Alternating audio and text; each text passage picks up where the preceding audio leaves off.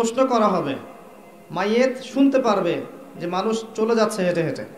দুজন ফেরেশতা আসবেন যাদের ব্যাপারে অন্য হাদিসে বর্ণিত আছে। প্রথম প্রশ্ন করা হবে, তাকে উঠিয়ে বসানো হবে, মান রব্বুক, কে তোমার রব? পৃথিবীতে কেউ যদি শিরিক করে থাকে এবং শিরিকরত অবস্থায় মৃত্যুবরণ করে বিনা তওবায়, সে উত্তর দিতে পারবে না কে আমার রব। মান রব্বুক উত্তর তারাই দিতে পারবেন ইনশাআল্লাহ যারা পৃথিবীতে শিরিকবিহীন অবস্থায় মৃত্যুবরণ করবে। আর আমি অনেকদিন বলেছি, মানুষের চিন্তার মধ্যে শিরক হয়, এটাকে আকীদাগত শিরক বলে। আমলের মধ্যে শিরক হয়, মানুষের কথার মধ্যে শিরক হয়। বেসিক্যালি এই তিন পদ্ধতিতে শিরক হয়ে থাকে। যেমন কেউ বিশ্বাস করে যে আল্লাহ বলতে কেউ নাই, নাউযুবিল্লাহ।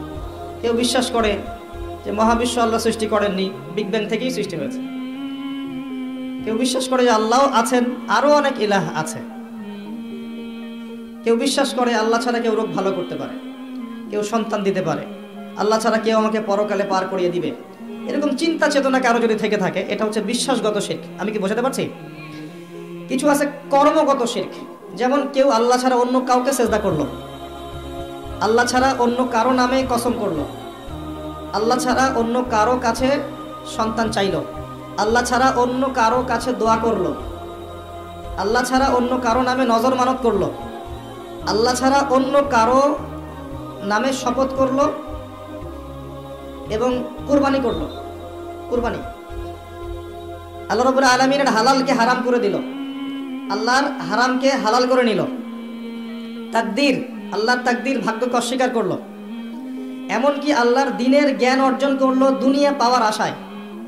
নামাজ পড়লো মানুষকে দেখানোর জন্যে, যাকাত দিচ্ছে, সাদাকা করছে মানুষের বাহবা পাওয়ার জন্যে। মানুষ অনেক বড় আলেম, মুফাসসির বলবে, মুহাদ্দিস বলবে, শায়েখ বলবে, এই জন্যে দ্বীনের প্রচার করছে, দুনিয়ার স্বার্থে দ্বীনের জ্ঞান অর্জন করেছে। এগুলো সবই শিরকের অন্তর্ভুক্ত, কর্মগত শিরক। আবার কিছু আছে কথার মধ্যে শিরক। যেমন, কেমন আছেন? আপনার দোয়ায় ভালো আছে। কেমন আছেন? আপনার দোয়ায় ভালো আছে। আপনার মায়ের কি অবস্থা? মায়ের অবস্থা ভালো, ডাক্তারটা সময় মতো না আসলে মাকে বাঁচানো যেত না। যাত্রা কেমন ছিল? জার্নি খুব ভালো ছিল, ড্রাইভার অনেক ভালো ছিল, ড্রাইভারের দক্ষতায় অ্যাক্সিডেন্ট থেকে নিশ্চিত অ্যাক্সিডেন্ট থেকে বেঁচে গেছে। আমি না থাকলে কাজটা হতো না, ভাগ্যিস আপনি ছিলেন, না হলে আমার এই বিপদ থেকে রক্ষা হতো না। প্রচুর কথা বলতে গেলে সারা রাত চলে যাবে। কথার মধ্যে বেশি শিরক হচ্ছে। এমনকি অনেক গানের লিরিক্স দেখবেন, তোমাকে ছাড়া বাঁচবো না, তুমি আমার জীবন, তুমি আমার মরণ, এ ধরনের কথা আছে না? আসমান জমিন চন্দ্র সূর্য সব তোমার, তোমার জন্য চাঁদ নিয়ে এসে দিব, চাঁদে বাড়ি বানাবো। কত কথা। এই শিরক এবং তাওহীদটাকে শেখেন। শেখার পরে আপনি উপন্যাস পড়বেন, কবিতা পড়বেন, গানের লিরিক্সগুলো পড়বেন, দেখবেন যে শিরক দিয়ে ভর্তি। এমনি এমনি আল্লাহ পাক বিষয়গুলোকে হারাম করেন না, এখানে শিরক আছে। অনেক ক্ষেত্রে কুফরি কথা আছে, অনেক ক্ষেত্রে আবার ভক্তি প্রদর্শন করতে গিয়ে অতিভক্তি হয়ে যাচ্ছে। আর হারাম ইনস্ট্রুমেন্ট তো আছেই, সব মিলিয়ে বিষয়টা হারাম। তার উপরে আবার এটা আপনার সময় কিল করবে এবং আপনাকে আল্লাহর জিকির থেকে সরিয়ে রাখবে। যখন আপনি এগুলোর মধ্যে ডুবে যাবেন, ওই মোমেন্টে আপনি আল্লাহকে ডাকতে পারবেন না, ওই সময়টা ওরা খেয়ে ফেললো। সব মিলিয়ে বিষয়টা হারাম। তো এরকম কথায় অনেক শিরক হয়। তো বেসিক কথা হচ্ছে, তিনভাবে শিরক হতে পারে: আপনার কথায়, আপনার কাজে এবং আপনার চিন্তায়। কথা, কাজ এবং চিন্তাকে বিশুদ্ধ করতে পারলে তাওহীদ প্রতিষ্ঠা হবে, এবং তাওহীদের উপর থাকলে পরেই উম্মার কল্যাণ আছে। আল্লাহ পাক আমাদেরকে তাওহীদে থাকার তৌফিক দান করুন। যারা শিরক মুক্ত অবস্থায় কবরে চলে যাবে ইনশাআল্লাহ, তারা উত্তর দিতে পারবে যে রব্বি আল্লাহ, আমার রব হচ্ছেন আল্লাহ। যখন দ্বিতীয় প্রশ্ন করা হবে, মা দীনুক, দুনিয়াতে যারা দ্বীন ইসলামকে ঠাট্টার ছলে গ্রহণ করেছে, হাসি তামাশানো, ইসলামের কিছু অংশ ভালো লাগে গ্রহণ করেছে, কিছু অংশ ভালো লাগে না গ্রহণ করে নাই, যতটুকু করলে কোনো সমস্যা হয় না করে, যেটা করলে সমস্যা হয় করবে না, ইসলামকে পরিপূর্ণ জীবন ব্যবস্থা রূপে বিশ্বাসই করে না, মনে করে ইসলাম এই যুগে চলে না, ওই যুগে চলতো, ইসলাম সেকেলে ব্যাকডেটেড, এখন আমরা আধুনিকতার সময় আছি ইত্যাদি, ইসলামের সব বিধান এখন আসলে প্রযোজ্য নয়, এগুলো আগে চলতো এখন হয়তো চলে না। যদি ইসলাম সম্পর্কে এমন ধারণা থাকে মানুষের, সে উত্তর দিতে পারবে না যে মা দীনুক, তোমার দিন কি। যারা পরিপূর্ণরূপে ইসলামকে গ্রহণ করেছে মননে, ইসলাম একমাত্র জীবন ব্যবস্থা যেটা আল্লাহর কাছে গ্রহণীয়, এবং এখানে প্রত্যেকটা বিষয়ের সমাধান আছে। হ্যাঁ, আমি হয়তো আমল করতে পারছি না বা বাস্তবায়ন করতে পারছি না, কিন্তু আছে ইসলামের মধ্যে, এই আকীদা ঠিক আছে। আমল আপনি করতে পারবেনও না। এখন যে যুগ চলছে, এই যুগে আপনি পরিপূর্ণ ইসলাম পালন করতে পারবেন না। বড় গলায় বলে আসলে লাভ নাই, খুব বড় গলায় বলে লাভ নাই যে আমরা সবাই পরিপূর্ণ মুসলিম। যদি এটাই সত্য হতো তাহলে আমাদের আজকে অবস্থা হতো না। নাসুল্লাহ ফানাসিয়াহুম, তারা আল্লাহকে ভুলে গেছে, আল্লাহ তাদেরকে ভুলে গেছে। অনেক আয়াত আছে, আমি আস্তে আস্তে ওদিকে যাব।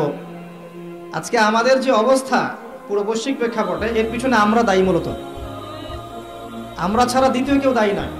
শত্রু, ইসলামের শত্রু যারা, তারা তো শত্রুতা করবেই, তাদেরকে দোষ দেওয়ার তো দরকার নাই। যে আপনার শত্রু, সে শত্রুতা করবে, সিম্পল। আমরা আমাদের কাজের কারণে যখন ওদেরকে সুযোগ করে দিয়েছি, তখন আমরা সবচেয়ে বড় অপরাধী।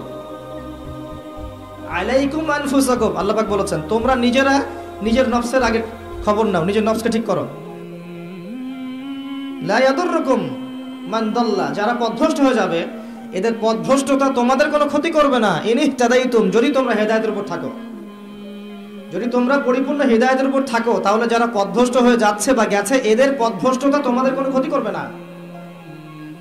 ইলাল্লাহি মারজিউকুম জামিআন, তোমরা সবাই একসময় আল্লাহর কাছে ফিরে যাবে।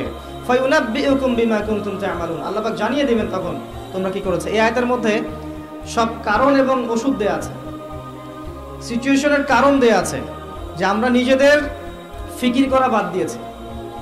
সবসময় অন্যের ফিকির করি, অন্যের সংস্কার, অন্যের ইসলাহ, অন্যের দোষ ধরা, অন্যকে উন্নতি, অগ্রগতি, প্রগতি, এগুলা চিন্তা করি, নিজের বেলার খবর নাই। প্রথম কারণ আমাদের আত্মশুদ্ধি নাই। প্রথম মেজর কারণ আত্মশুদ্ধি নাই। আমি যে বলছি আমারও নাই।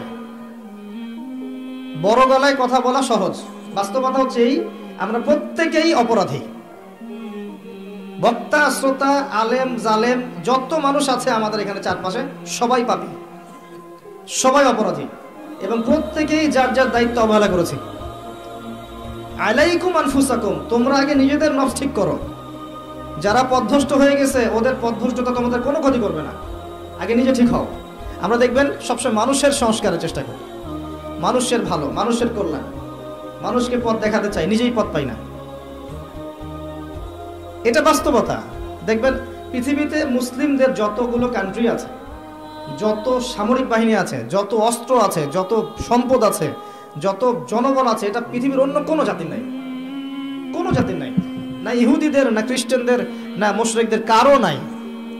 মরক্কো থেকে নিয়ে দেখবেন ইন্দোনেশিয়া পর্যন্ত পুরো চেইন, মনে হবে একটা চেইন রাষ্ট্র, সব মুসলিমদের, সবাই মুসলিম। মাঝখানে একটা রাষ্ট্র ইসরায়েল, ওই একটা রাষ্ট্রই সবকে ধুয়ে রেখেছে, ছেড়ে দিয়েছে।